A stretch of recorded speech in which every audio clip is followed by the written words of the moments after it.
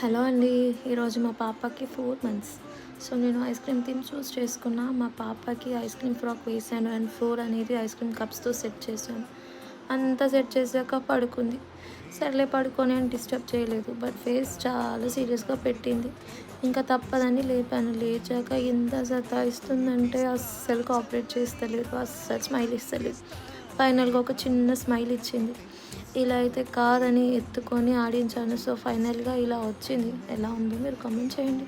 ఇస్తా చల్లని హాయినందిస్తా